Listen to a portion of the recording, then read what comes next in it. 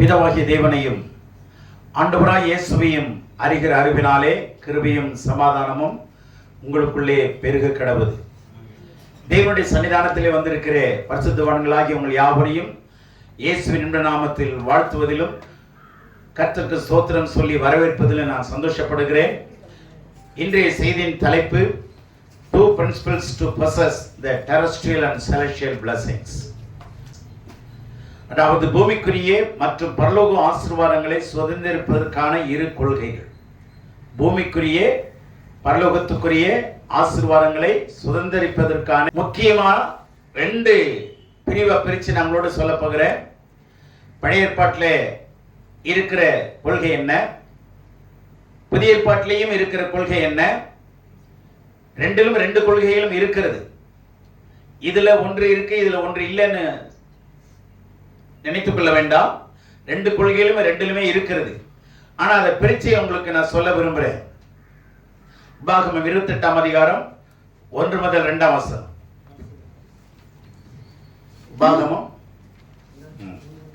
இன்று நான் உனக்கு விதிக்கிற உன் தேவனாகிய கர்த்தருடைய கட்டளைகளின்படி எல்லாம் செய்ய நீ கவனமாயிருக்கும்படிக்கு அவர் சத்தத்திற்கு உண்மையாய் செவி கொடுப்பாயானால் உன் தேவனாகிய கர்த்தர் பூமியில் உள்ள சகல ஜாதிகளிலும் உன்னை மேன்மையாக வைப்பார். நீ உன் தேவனாகிய கர்த்தரின் சத்தத்துக்கு செவி கொடுக்கும் போது இப்பொழுது சொல்லப்படும் ஆசீர்வாதங்கள் எல்லாம் உன்மேல் வந்து உனக்கு பலிக்கும். சரி, இதுல பேசாதீங்க. இதுல செய்ய வேண்டிய காரியங்கள் எத்தனை இருக்குங்கிறத கவனிங்க. கடவுள் சொல்றாரு, நான் உனக்கு இன்று விதிக்கிற கட்டளைகளின்படி எல்லாம், இன்று நான் உனக்கு விதிக்கிற கட்டளைகளின்படி எல்லாம். முதல்ல நீ செய்ய கவனமாயிரு. இரண்டாவது, அவர் சத்தத்திற்கு உண்மையாய் செவி கொடுத்து கீழ்ப்படி. அந்த வார்த்தை தமிழ்ல விடப்பட்டிருக்கு. செவி கொடுத்துன்னு இருக்கு. ஆனா உண்மையிலேயே அந்த வார்த்தை எப்படி எழுதியிருக்கணும்? கீழ்ப்படிதல்ங்கிற வார்த்தை எழுதியிருக்கணும். மூன்றாவது, மறுபடியும் அதான் சொல்றாரு, செவி கொடுக்கும் போது, கீழ்ப்படியும் போது.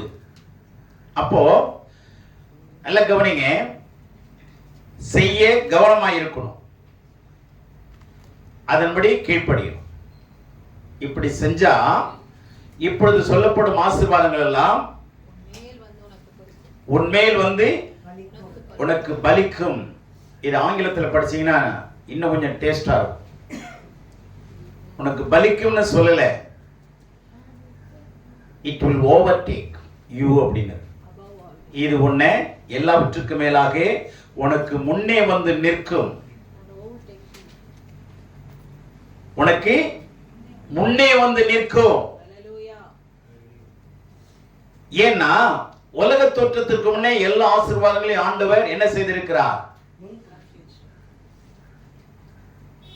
ஆயத்தம் பண்ணி வைத்திருக்கிறார். என்ன செய்து வைத்திருக்கிறார்? சகல ஆசீர்வாதங்களையும், பூமிக்குரிய இங்க சொல்லப்பட்ட அத்தனை ஆசீர்வாதங்களும் சரீர சம்பந்தமான, கற்ப சம்பந்தமான, பொருளாதார ஆசீர்வாதம்,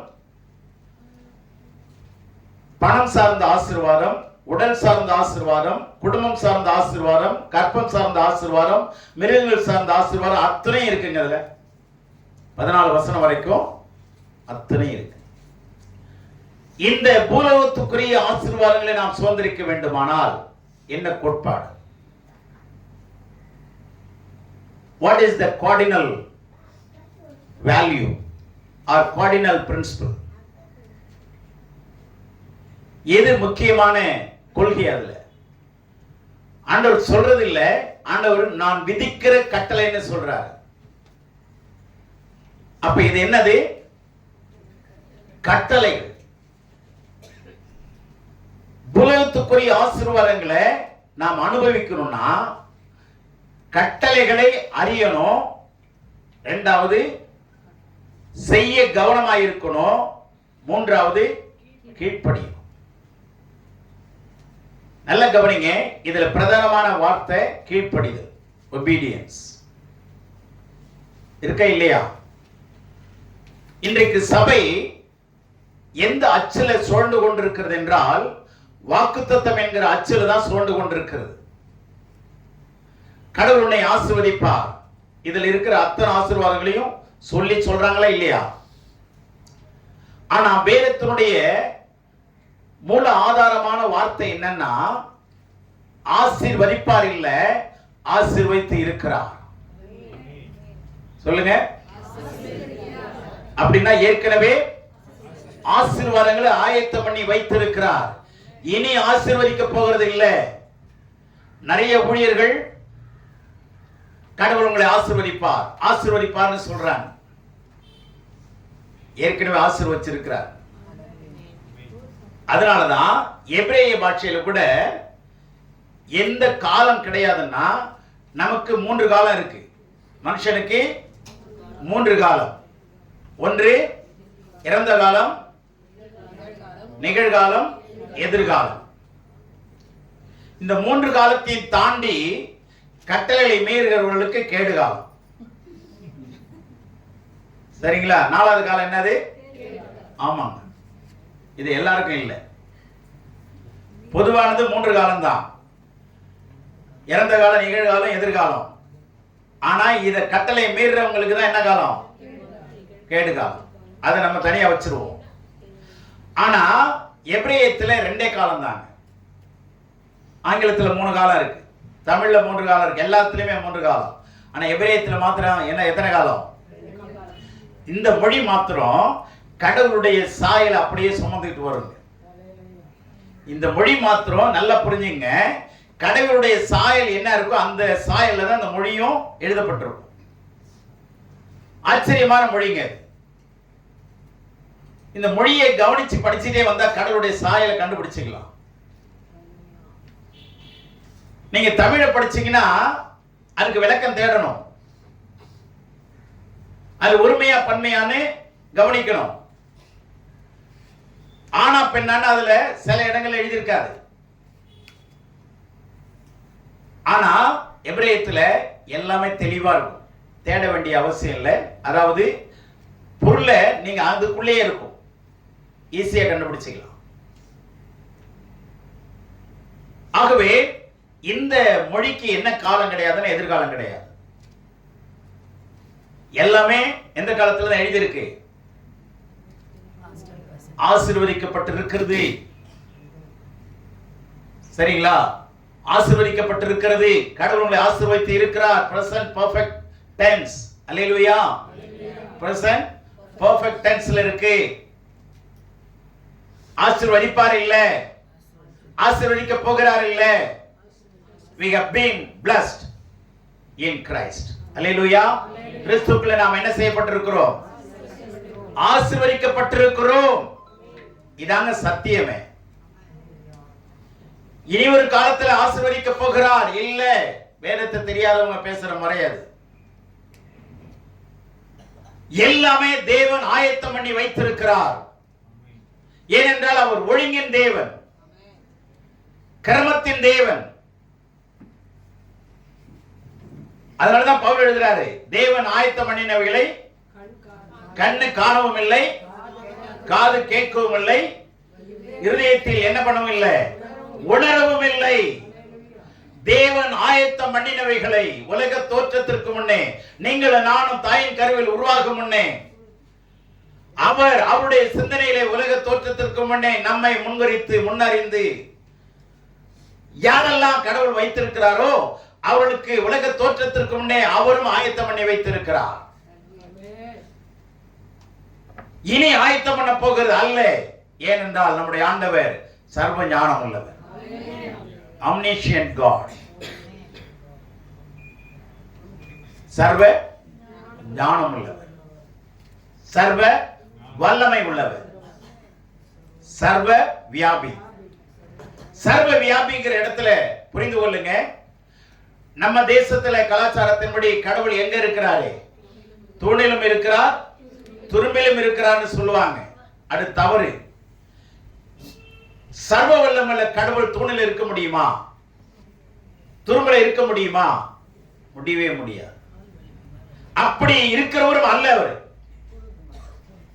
சர்வ வல்லமையை கொண்டு போய் ஒரு சின்ன தூண்லயோ துரும்புலையோ வைக்கவே முடியாது. தங்கவும் தங்காது, தாங்கவும் தாங்காது. அந்த வல்லமை தாங்க கூட முடியாதுங்க. ஏன் அப்படி சொல்றாங்கன்னா, கடவுளுடைய வல்லமையை அறியாததுனால, கடவுளுடைய தத்துவங்களை அறியாததுனால தான் அப்படி சொல்றாங்க. கடவுளுடைய தத்துவங்களை அறியணும். அதுக்கு நீங்க யாரா இருந்தாலும் உங்களுக்கு கொடுக்கப்பட்ட வேதத்தை படிச்சு பாருங்க. நீங்க எந்த மதமா இருந்தாலும், எந்த இனமா இருந்தாலும், எந்த தேசத்தாரா இருந்தாலும், உங்களுக்கு கொடுக்கப்பட்ட வேதங்களை படிச்சீங்கன்னா அப்பதான் கடவுளை பற்றி அறிய முடியும். வேதங்களை படிக்காம சடங்குகளை சொல்லி கொடுத்துறதுனால தான் ஜனங்கள் எதை வேணாலும் நம்புறாங்க. எதை சொல்லி கொடுக்கல? வேதம் சொல்லி கொடுக்கல. வேதத்தை படிக்க அவங்களுக்கு நம்ம கொடுக்கல. வேதத்தை படிக்கிறதுக்கு கூடாதுன்னு சொல்றாங்க. வேதம் மறைக்கப்படுகிறது. வேதம் என்பது கடவுளை பார்க்கிற கண்ணாடி. வேதம் என்பது, ஆமாங்க, நீங்க ஒரு புத்தகத்தை படிச்சீங்கன்னா அந்த புத்தகத்தினுடைய எழுத்தாளரை நீங்க கண்டுபிடிக்கலாம். எந்த கோணத்தில் இவர் எழுதுகிறார் என்று நீங்க அறிந்து கொள்ள முடியும். எப்படிப்பட்ட ஆசிரியர் என்பதை புரிந்து கொள்ள முடியும். எந்த கருத்துக்களை அது பதிவிடுகிறார் என்பதையும் என்ன பண்ண முடியும்? கிரகிக்க முடியும். ஆனால் வேதம் ரெண்டு விஷயத்தை சொல்லுங்க. ஒன்னு, கடவுளை நமக்கு காண்பிச்சு கொடுக்கும். இன்னொன்னு, நம்ம லட்சணம் என்னங்கிறத சொல்லி கொடுக்கும். புரிஞ்சுச்சா? நம்ம யாருங்கிறத சொல்லி கொடுக்கும். எந்த நிலைமையில நாம இருக்கிறோங்கிறத கண்ணாடியில பார்த்தா தெரிஞ்சிடும். இங்க இருக்கிற ஒருத்த கூட கண்ணாடி பார்க்காம வந்திருக்க மாட்டீங்க. சரிங்களா? ஒரு சிலர் குளிக்காம கூட வந்துடலாம், அது தெரியாது. ஆனா என்ன பண்ணாம வரமாட்டோம்? கண்ணாடி பார்க்காம வரமாட்டோம். ஏன் கண்ணாடி பார்க்கிறோம்? எந்த நிலைமை நமக்கு இருக்கு, என்ன நிலையில நம்ம இருக்கிறோங்கிறத தெளிவுபடுத்தும். அது மாதிரி கடவுளுடைய வேதம் நாம எந்த இடத்துல இருக்கிறோங்கிறத தெளிவுபடுத்தும். நாம என்ன விதமா இருந்து வாழ்ந்து கொண்டிருக்கிறோம், நம்முடைய ஸ்டேட்டஸ் என்னங்கிறத தெளிவுபடுத்தும். ஆகவே வேதங்களை படிங்க. எந்த இனமா மதத்தை சார்ந்தவர்களா இருந்தாலும் வேதத்தை படிங்க. ஆனா அப்பதான் தெரியும் யார் உண்மையான தெய்வம். ஆமென். அதனாலதான் வேதத்தை கொடுக்க மறுக்கிறாங்க. கண்டுபிடிச்சிருவீங்கிறதுனாலதான் வேதம் என்ன பண்ணப்படுகிறது? படிக்க மறுக்கப்படுகிறது. ஆண்டவருடைய தயவுனால நம்முடைய பரிசுத்த வேதாகமும் உலகத்துல 1800 மொழிக்கு மேல உலகத்துல இந்த பரிசுத்த வேதாகம் தாங்க 1800 மொழிகளுக்கு மேலே என்ன செய்யப்பட்டிருக்கிறது? மொழிபெயர்க்கப்பட்டிருக்கிறது. இன்னமும் மொழிபெயர்த்துக் கொண்டிருக்கிறார்கள். இந்த மாதிரி எந்த வேதமும் உலகத்துல மொழிபெயர்க்கப்படவே இல்லை. குர்ஆன் ஒரு சில மொழிகள்ல தாங்க, ஆங்கிலம், தமிழ், இன்னும் 1-2 தாங்க. ஆனால் நம்முடைய வேதத்திற்கு இணையாக எந்த ஒரு வேதமும் உலகத்தில் என்ன செய்யப்படவில்லை? மொழிபெயாக்கம் செய்யப்படவே இல்லை. தேவனுடைய பிள்ளைகளே, கடவுள் நமக்கு தாராளமாய் அவருடைய வார்த்தைகளை எழுதி கொடுத்திருக்கிறார். அல்லேலூயா. அதனால ஆண்டவர் சொல்கிறார், என்னுடைய மகத்துவங்களை என் ஜனங்களுக்கு நான் எழுதி கொடுத்தேன், அதை அவர்கள் அந்நிய காரியமாக எண்ணினார்கள். மகத்துவத்தை என்ன பண்ணிருக்காங்களா? கடவுள் என்ன பண்ணிருக்கிறாரு? மகத்துவத்தை எழுதி கொடுத்திருக்கிறாருங்க. நம்மளை நம்பி எழுதி கொடுத்திருக்கிறார். படிச்சு பாருங்க. அவர் எப்படிப்பட்டவர் என்பதை புரிந்து கொள்ளலாம். எப்படிப்பட்டவர் என்பதை நீங்க அறிந்து கொள்ளலாம். அல்லேலூயா. ஆகவே ஆண்டவர் சொல்றார், இன்றைக்கு நான் உனக்கு விதிக்கிற கட்டளைகளை என்ன செய்யணும்? கீழ்ப்படியணும். கீழ்ப்படிஞ்சேன்னா இந்த 14 வசனத்துல எத்தனை ஆசீர்வாதம் இருக்குதுன்னு எண்ணி பாருங்க. 14 என்று சொன்னால் நீதி என்ற அர்த்தம், பிரமாணம் என்ற அர்த்தம். பிரமாணம் என்ற அர்த்தம். 17 என்று சொன்னால் நீதி என்ற அர்த்தம். அந்த 14 பாருங்க, முதல்ல கட்டளைன்னு சொல்றாரா? வேல்யூ என்ன சொல்லுது? 14 சொல்லுதா? அந்த 14 அர்த்தம் என்னன்னா பிரமாணம். கட்டளையும் பிரமாணமும் தாங்க மனுஷனுக்கு ஆசீர்வாதத்தை கொண்டு வரும். கட்டளையும் பிரமாணம். அப்ப ஆபிரகாமுடைய ஆசீர்வாதம் என்ன அப்படின்னா, நீங்க எபிரேயத்தின்படி படிச்சீங்கன்னா ஆலயமும் பிரமாணம். ஆபிரகாமுடைய ஆசீர்வாதம் என்ன? ஆமாங்க. கட்டளைகளை மோசே மூலமா கொடுத்துட்டாரா? அதே ஆலயத்தை மோசே மூலமா கட்ட வச்சுட்டாரா?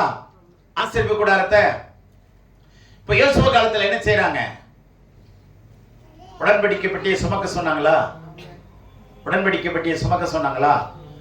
அப்ப கவனிங்க, நாம ஆலயமா இருக்கிறோம். இப்போ ஆண்டவரோட உடன்படிக்கை பெட்டியை நாம சுமக்கிறவளா இருக்கும். ஆலயமும் பிரமாணம் கட்டளைகள், இதுதாங்க ஆபிரகாமின் ஆசீர்வாதம். புரிஞ்சுச்சா? நாம ஆலயமா இருக்கிறோம். யாருக்கு? ஜீவனுள்ள தேவனுக்கு ஆலயமா இருக்கிறோம். நாம் மனுஷர்கள் என்று வேறு சொல்லலைங்க. நாம் ஜீவனுள்ள தேவனுடைய சொல்லுங்க ஆலயமாய் வாழ்ந்து கொண்டிருக்கிறோம். ஆலயத்துக்கு போகிறவங்க கோடிக்கணக்கான பேரு, ஆலயமா போறவங்க வெகு சிலர், வெரி few. ரெண்டு வார்த்தையும் நீங்க வச்சு அழகு பாருங்க. ஆலயத்துக்கு போறவங்க அழகா இருக்கிறாங்களா? ஆலயமா போறவங்க அழகா இருக்கிறாங்களா? கொஞ்சம் யோசிச்சு பாருங்களேன். எத்தனை பேர் ஆலயத்துக்கு வந்திருக்கிறீங்க? எத்தனை பேர் ஆலயமா வந்திருக்கிறீங்க? எவ்வளவு பெரிய வித்தியாசம் இருக்கு தெரியுமா? புரிஞ்சிச்சா? ஆலயத்துக்கு வர்றவங்க எல்லாம் காலையில எழுந்து குளிச்சிருவாங்க, பீரவை திறப்பாங்க, எதை கட்டலான்னு சொல்லி பார்த்து தேடி பிடிச்சி அலங்காரமா கட்டிட்டு வருவாங்க. தப்பு சொல்லல. ஆண்டவர் இந்த அலங்காரத்தை பார்க்கிறவர் இல்லைங்க. ஆண்டவர் உள்ளே அலங்காரமா இருக்கிறியான்னு பார்க்கிறார். அந்த உள்ள அலங்காரத்தோடு கூட நடக்கிறவங்க தான் ஆலயமாய் வருகிறோம். ஆமென். ஆலயத்துக்கு போறவங்க வேகமா வருவாங்க.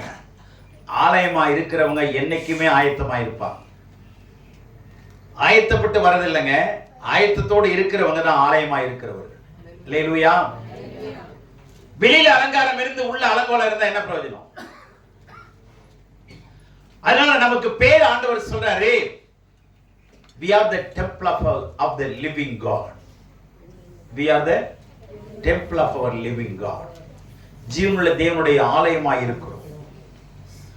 ஆலயம் மாத்திரம் இல்ல, இந்த ஆலயத்தை எதை சுமக்கணும்? கட்டளைகளையும் பிரமாணங்களையும் சுமக்கிறவங்க தாங்க ஆலயம். எங்க சுமக்கணும்? கையில இல்ல, அக்கல்ல வச்சுட்டு வர்றது இல்ல. நானும் கிறிஸ்தவன் தான் சொல்லிக்கிறது இல்ல. இருதயத்திலே விசுவாசம் உள்ளவன் தான் உண்மையானவன். இருதயத்திலே ஆண்டவரை சுமக்கிறவன், இருதயத்திலே வேதத்தை பதித்திருக்கிறவர்களே. ஏசாயா சொல்றாரு, இருதயத்திலே வேதத்தை பதித்திருக்கிறவர்களே.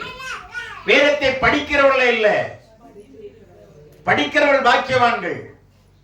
ஆனா பதித்திருக்கிறவர்கள் தேவனால் தெரிந்து கொள்ளப்பட்ட பரிசுத்த ஜாதி. ஆகவே கட்டளைகளையும் பிரமாணங்களையும் சுமக்கிறவங்க நாங்க மெய்யான கிறிஸ்தவர்கள். ஆனா இன்னைக்கு இந்த பிடிக்கிறவன் மயக்கத்தில் இருக்கிற மாதிரி எல்லாம் இந்த வாக்கு தத்துவத்திலே சுத்திட்டு இருக்குது. கடவுள் எனக்கு என்ன வாக்கு கொடுக்கிறார், என்ன இந்த மாச வாக்கு, இந்த வார வாக்கு என்ன, கடவுள் எனக்கு என்ன பேசினாரு, என்ன ஆசீர்வாதம் இன்னைக்கு தந்தாரு, இது மேலேயே கண்ணோட்டமா இருக்குது. அதுதான் இன்னைக்கு சபை பண்ணுது. நீங்க வாங்க, கர்த்தர் உங்களை ஆசீர்வதிப்பார். எந்த ஊழியக்காரனாவது கர்த்தர் உங்களை ஆசீர்வதிச்சிருக்கிறாரு, நீங்க அதை சுதந்திரிச்சிங்கன்னு சொல்ல கூப்பிடுறாங்களா? ஆசீர்வதிச்சிருக்கிறாரு அப்படின்னா வரமாட்டான். ஆசீர்வதிப்பார்னா வருவாங்க. இப்ப ஏமாத்துறாங்களா இல்லையா? சபைகளை இன்னைக்கு ஏமாற்றி சபை நடத்தப்பட்டு வருகிறது. ஆசீர்வதிக்க போகிறார்கள், ஆசீர்வதித்து இருக்கிறார். நம்முடைய தேவன் தயாளம் குணமுள்ளவர். அல்லேலூயா. எல்லாருக்கும் இப்போ சூரியன் என்ன நல்லவனுக்கும் கொடுக்கிறாரு, தீவனுக்கும் கொடுக்கிறாரு, துன்மார்க்கும் கொடுக்கிறாரு. ஏனென்றால் ஆண்டவர் பட்சபாதம் உள்ளவர் அல்லவே. God is the respecter of no man. பட்சபாதம் உள்ளவர் அல்ல, பட்சபாதம் உள்ளவர் அல்ல. கீழ்ப்படியவர்கள் பாக்கியவான்கள். 14 நாவே பிரமாணம். என்ன அழகான வார்த்தைகளுக்குள்ளே அடங்கி இருக்கிறது வேதவசனம். கட்டளைகள்னா என்ன? கர்த்தர் கொடுத்தது எல்லாமே கட்டளைகள் தான். யாத்திராம 20ஆம் அதிகாரத்தில். பிரமாணம்னா என்னன்னு உங்களுக்கு ஒரு கேள்வி வரும். கட்டளைகள் கடவுள் கொடுத்தது. பிரமாணம்னா என்னங்க அப்படின்னா, இந்த கட்டளையில் இருந்து நமக்கு ஒவ்வொருத்தருக்கும், இப்ப ஒரு டாக்டர்கிட்ட போறாங்க, மருத்துவர்கிட்ட போறாங்க, எல்லாரும் ஒரே வியாதியோட போறாங்களா? இல்ல. அப்ப வித்தியாசமான வியாதிகளோட போறாங்கல்ல. அப்போ அவருக்கு 1000 மாத்திரைகள் தெரிஞ்சிருந்தாலும் அவர்களுக்கு தேவையான மாத்திரையே மருந்தை எடுத்து கொடுக்கிறார். பாத்தீங்களா? அந்த எடுத்து கொடுக்கிற விதம் தான் பிரமாணம். எதுல இருந்து எடுத்து கொடுக்கிறாரு? அவர் வச்சிருக்கிற மருந்தகத்துல இருந்து, ஸ்டோர் ரூம்ல இருந்து எது தேவையோ அவங்களுக்கு, இந்த மனிதனுக்கு என்ன கட்டளை தேவை, இந்த மனிதன் என்ன பாவம் செய்தான், இந்த பாவம் நிவர்த்திக்கு என்ன கட்டளை அவனுக்கு கொடுக்கப்பட வேண்டும் என்று விளக்கமாய் அவங்களுக்கு எடுத்து கொடுக்கிற முறை இருக்கு. அதுதான் பிரமாணம். அப்ப எடுத்து கொடுக்கிறது எதுதான் கொடுக்கிறாரு? கட்டளை தான் கொடுக்கிறார். இப்ப புரிஞ்சுச்சா? அப்ப டாக்டர் கொடுக்கிற சீட்டுக்கு பேர் என்ன? பிரிஸ்கிரிப்ஷன். டெஸ்கிரிப்ஷன் இல்ல, பிரிஸ்கிரிப்ஷன். அது அந்த பிரிஸ்கிரிப்ஷன் என்ன தெரியுமா? கட்டளைன்னு அர்த்தம். இத காலையில போடு, மத்தியானம் போடு, சாயந்தரம் போடு. 3 வேளையும் என்ன பண்ண? சாப்பாட்டுக்கு முன்னாடி முழுங்க வேண்டியது, சாப்பாட்டுக்கு பின்னாடி முழுங்க வேண்டியது. இத மாத்தி செஞ்சா உலகம் உன்னை முழுங்கிரும். இதான் கட்டளை. சரியா? அப்ப டாக்டருங்க கட்டளை கொடுக்கறாங்களா இல்ல கெஞ்சுறாங்களா? சொல்லுங்களேன். மறந்துட்டோம்னு வச்சுங்களேன், திரும்பி ஓடுவோம். சார், இந்த மாத்திரை சாப்பாட்டுக்கு முன்னாடியா பின்னாடியா, காலையிலயா ராத்திரியா, கேட்கறதுக்கு ஓடுவோம்ல. ஆனா அந்த வசனத்தை சொன்னேன். எத்தனை பேர் வாரத்துல கேட்டு, ஐயா அந்த வசனம் சொல்லிருக்கீங்களே, இது எனக்கு புரியலன்னு எத்தனை தடவை ஓடியாந்து கேட்கிறோம். போன்லயாவது கேட்கிறோம். வேதம் சரீரத்தை சார்ந்தது அல்லங்க, உங்க ஆத்மாவை சார்ந்தது. வேதம் எதுக்கு சொல்லுங்க? ஆத்மாவுக்கு தாங்க வேதம். ஆத்மாவை சரிப்படுத்துறதுக்கு தான் வேதம். ஏன்? ஆத்மா வச்சு சரீரம் சரியாயிடும். ஆத்மா வச்சுதான் சரீரம் சரியாகும். அப்ப ஆத்மாவுக்கு நீங்க என்ன பண்ணணும்னா கட்டளைகளை அறியணும், ஆண்டவர் கொடுக்கிற பிரமாணங்களை புரிந்து கொண்டு கீழ்ப்படியணும். இப்படி செய்யும் பொழுது இந்த 14 வசனத்தில் இருக்கிற அத்தனை ஆசீர்வாதங்களும் உங்களுக்கு முன்கூட்டியே வந்து நிக்குமா? நீங்க நினைக்கிற ஆளு முன்கூட்டியே காலையிலே நின்னா எப்படி இருக்கும்? நீங்க நினைக்கிற மாப்பிள்ளை உங்க வீட்டுல காலையிலே கதவு தட்டினா எப்படி இருக்கும்? கொஞ்சம் சொல்லுங்களேன். நான் அப்படிதான் ஒரு வீட்டுல ஜெபம் பண்ணிட்டு வந்தேன், விழுப்புரத்துல. உங்க வீட்டுக்கு நீங்க தேடாதீங்க மாப்பிள்ளைய, உங்க வீட்டை கதவு தட்டி நிப்பாரு. இந்த 1 மாசத்துக்குள்ள வீட்டை கதவு தட்டி நிப்பாரு அப்படின்னு ஜெபம் பண்ணிட்டு சொல்லிட்டு வந்தேன். நீங்க தேட போவாதீங்க மாப்பிள்ளைய. அவங்க கலெக்டர் ஆபீஸ்ல ஒர்க் பண்ற நல்ல ஒரு உயர் அதிகாரி அவங்க, அந்த பாப்பா. நீங்க இனிமே போவாதீங்கப்பா, நின்னுடுங்க, மாப்பிள்ளை உங்க வீட்டை தட்டி நிப்பாருன்னு சொல்லிட்டு ஜெபம் பண்ணிட்டு வந்தேன். 2 வாரம் கழிச்சு போன் வருது, ஐயா மாப்பிள்ளை வீட்டுக்குள்ளே வந்துட்டாரியா. அது எப்படிங்க வந்தாங்கன்னு கேட்டேன். அது எப்படிங்க வருவாங்க? வீட்டுக்குள்ள வருவாங்களா? வர முடியுமா? பேசுங்க. வர முடியுமா? ஆனா வந்துட்டார.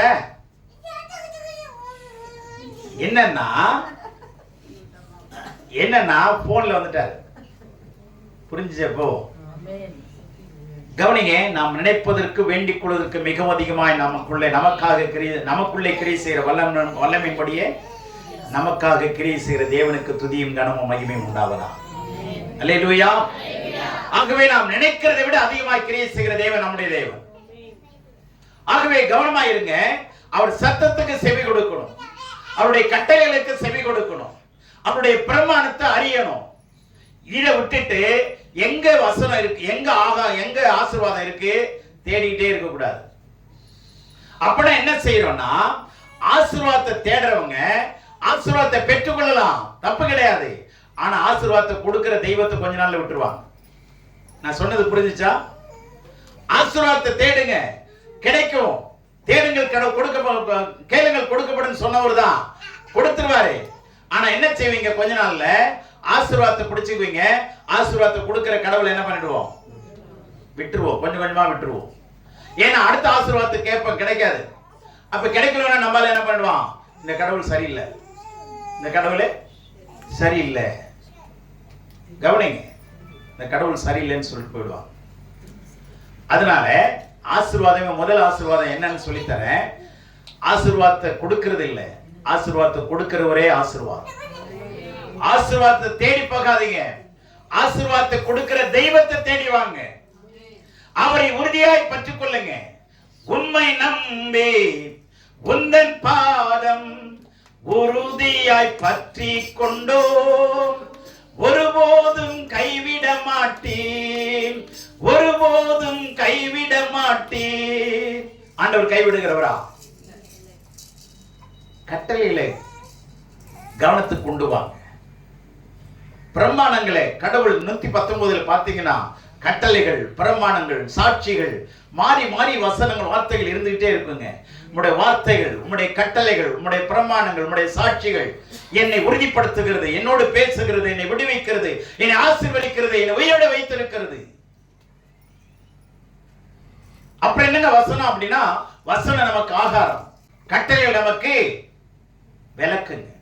காலங்கள் மாறி போச்சு, உலகம் மாறிடுச்சு, மனிதன் மாறிவிட்டான், மதத்தில் ஏறி விட்டான், பிடிச்சிட்டா, தண்ணி இல்ல, குழந்தை அழுவுது, தூரத்துல வச்சுட்டு ஒரே அழுகிறா, என்ன செய்யறது, குழந்தை சாக போகுது, நானும் தண்ணி இல்லாம தவிக்கிறேன், என்ன செய்யறது தெரியல. ஆனா பிள்ளைகளுடைய சத்தத்தை கர்த்தர் கேட்டாராம். யாருடைய சத்தத்தை? என்ன, அது ஆபிரகாமுடைய பிள்ளை. நீங்களும் நானும் ஆபிரகாமுடைய பிள்ளைங்க. நம்முடைய சத்தத்தை ஆண்டவர் நிச்சயமா கேட்பார். ஒண்ணு. ரெண்டாவது, ஆகாருடைய கண்ணை திறந்தார், அங்க நீரூற்றை பார்த்தாளா? இப்ப கேக்குறேன், அந்த நீரூற்று அப்பதான் உருவாச்சா, ஏற்கனவே இருந்துச்சா? ஏற்கனவே இருந்ததுங்க. ஏன்னா நம்ம அவசரத்துல அண்டாக்குள்ள கை உடையாதுல்ல, அவசரத்துல என்ன நினையாதா, அண்டாக்குள்ளே கை நுழையாது. ஏன்னா அவ்வளவு வேகம் நம்ம. தேவனுடைய பிள்ளைகளே, கண்ணை திறந்த உடனே அங்க துறவு இருக்கிறதை கண்டுபிடித்தார். ஆனா ஏற்கனவே துறவை கர்த்தர் வைத்திருக்கிறாருங்க உங்களுக்கு.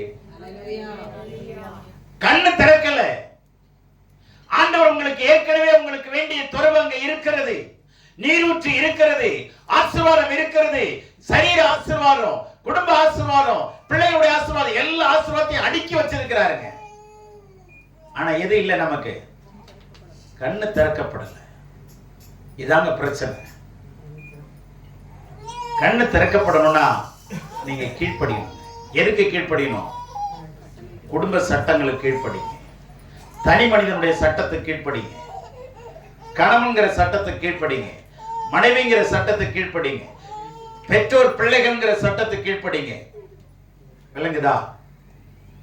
பிள்ளைகளே, உங்கள் பெற்றோருக்கு கர்த்தருக்குள் கீழ்ப்படியுங்கள். இது அந்த வார்த்தையை ஆட் பண்ணியிருக்காரு பாருங்க. இது என்னது? அப்ப கீழ்ப்படியலன்னா என்னது?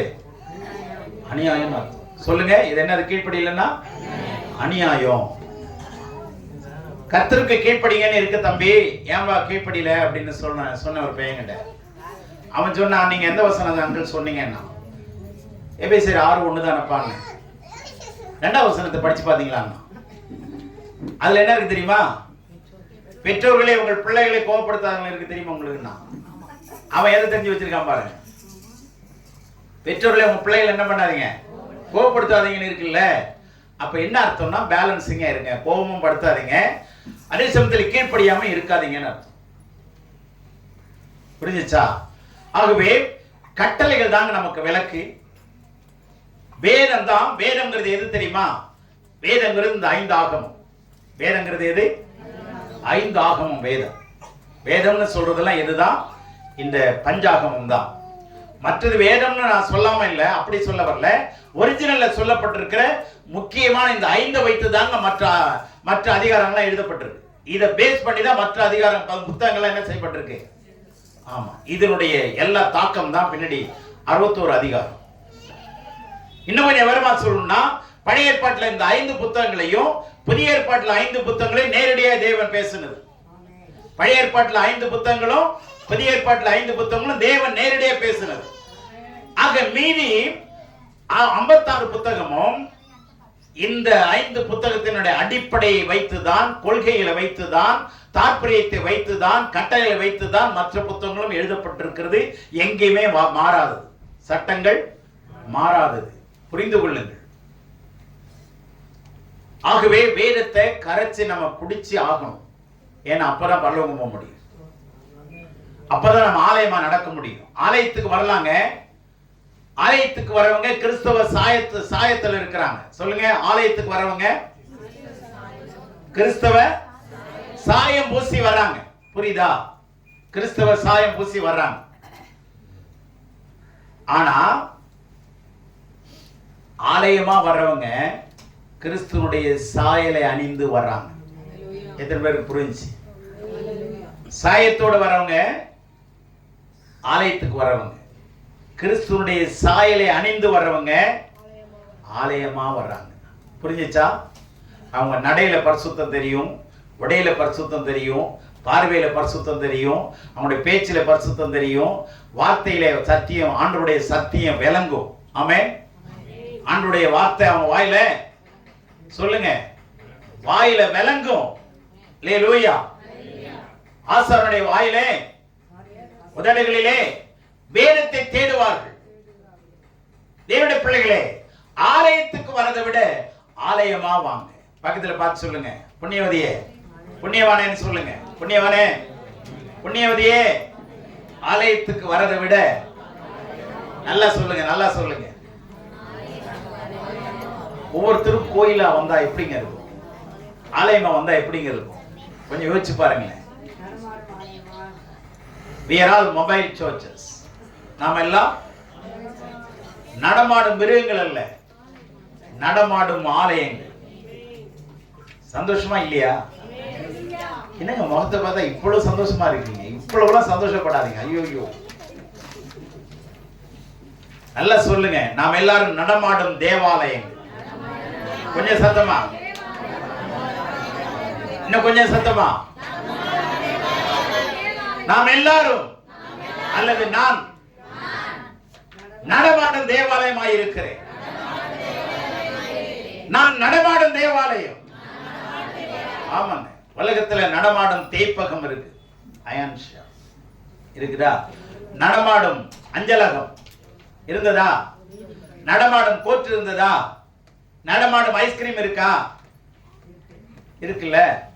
நடமாடும் மருந்தகம் இருக்கா? இப்போ எல்லாமே மொபைல்ல வந்துருச்சு பாத்தீங்களா? Mobile court, mobile post office இருக்கா?